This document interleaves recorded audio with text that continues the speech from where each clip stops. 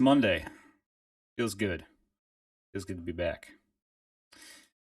And I'm yeah, kind of hoping that everybody else is having a good week out there. I'm curious actually. Oh, I'm gonna do the thing I should never do. I'm gonna make sure that my mic settings. Oh yeah, they're good. They're good. I love good mic settings. I got the good mic back. And it's probably annoying because it makes me look like I'm all pretentious, and you can probably hear my ruffly jacket. But so happy to have a good mic back. I love it. Yeah, so today I was thinking of doing something a little bit different. Um, every day's different. I don't know why I even say that. Every day's different. Every day's unique. And today's uniqueness is I was going to look at running Lando from source, which is something actually I do every day.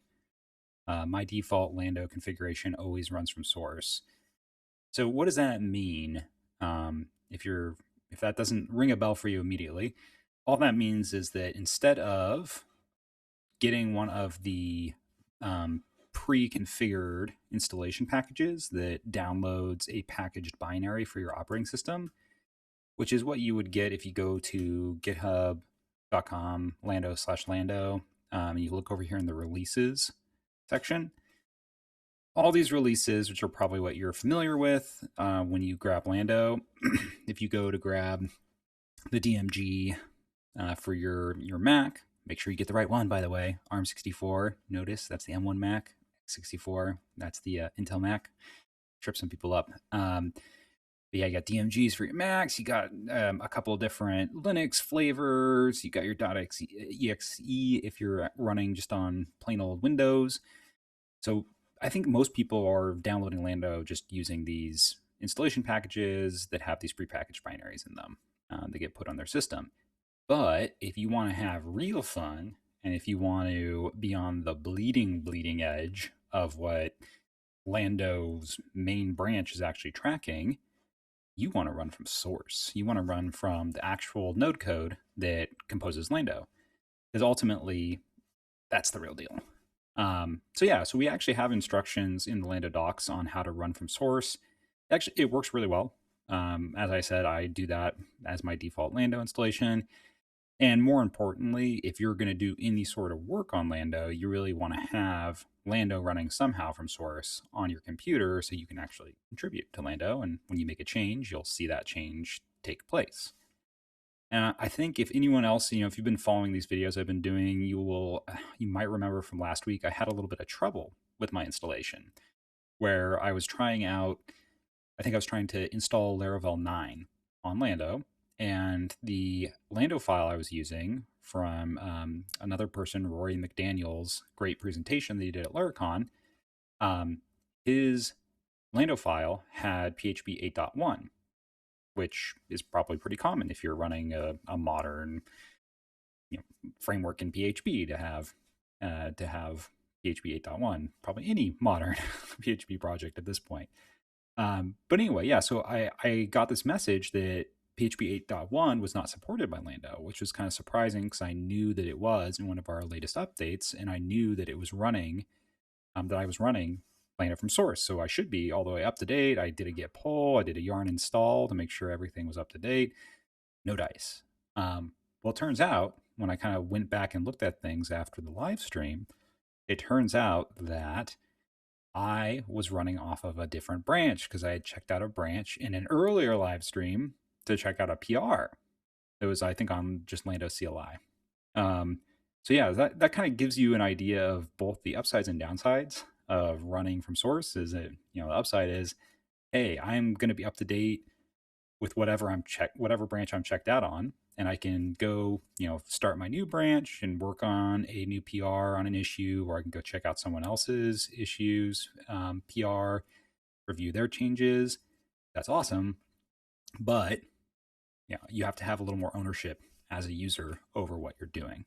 So that's a cautionary tale, I suppose, but one that just applies to software development in general. So what I think I'm going to do, just to walk us through this really quick, is I'm just going to nuke my Lando. This will be fun. I'm going to nuke this entire Lando. I don't think I have anything on here that's special, so that's good. Looks like it's mostly just a bunch of PRs here. Just back up. Okay, so I'm just in my generic workspace folder. I'm gonna remove recursive Lando CLI. Now let's do it. Let's do this as root.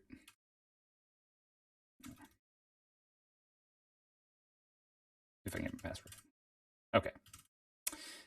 Great. So we have just destroyed my entire Lando folder. So if I try to run Lando now, it's going to be like, command not found.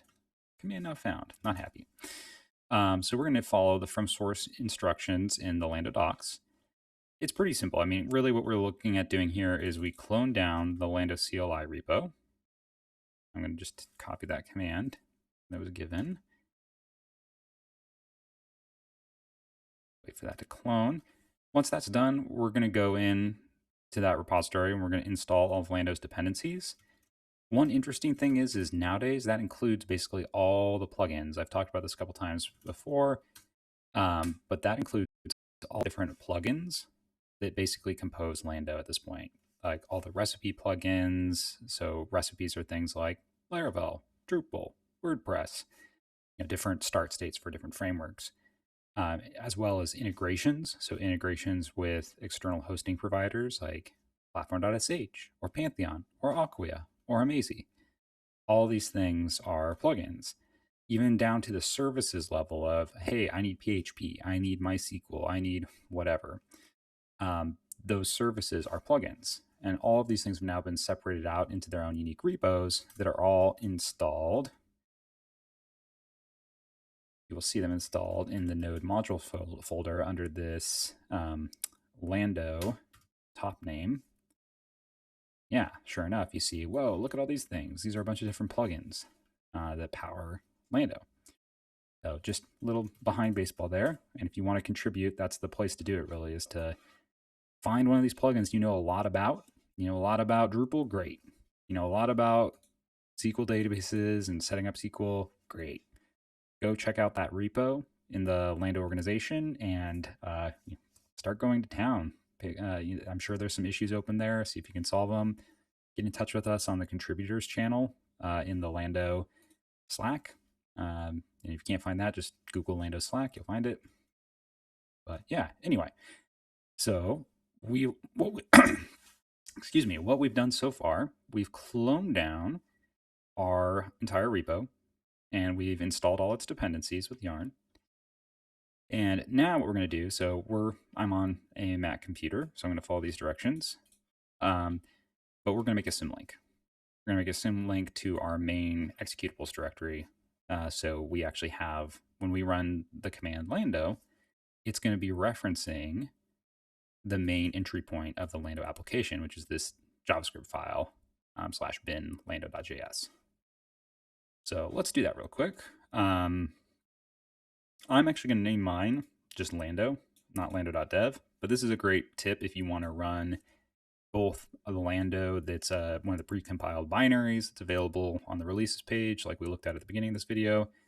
You can keep that as your main Lando if you want, and you can run a lando.dev that's from source. So that's a great thing that I've done in the past occasionally as well, if I want to have kind of like the stable release, but also be living a little bit more on the edge. So yeah, let's do that. Just do that. And then I'm going to just take this. And this is assuming, yeah, I'm still in that directory. Okay, so I still have a, actually, I still have that symlink file, so it probably, yeah, so it just will work for us. I've re-gifted it with its treasured node entry point for the symlink. So yeah, so now we have Lando back working on the system. It's running from source. It'll run just like Lando does. If you get it from the precompiled binary, no difference. You now just are able to do pull requests and other things.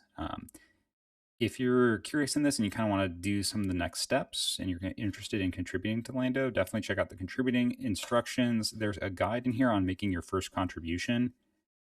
This does a couple cool things. I mean, it'll add you as a contributor to the Lando project. So if you want to see your happy face on some Lando stuff, this is a really easy way to do it. And hopefully that means you're going to make some other contributions other than just adding yourself as a contributor. So definitely take that on, but definitely encourage you to take this first step into a wider world. And yeah, I think that's pretty much what I have to show today. I think rest of this week, I definitely would like to revisit the Laravel 9 topic and spin that up now that I know why we were getting weird results with that last week. And tweet at us at dev with Lando on Twitter. Definitely follow us there if you haven't. Tweet at us if you have anything you'd like to see. Always happy to do something on a specific topic if you're interested in something.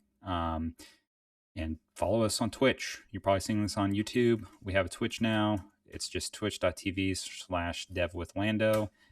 We're dev with Lando everywhere. That's a good key is we're going to be there pretty much anything you look at. So anyway, yeah. I hope you all having a good start to your week, and I'll look forward to seeing you all tomorrow.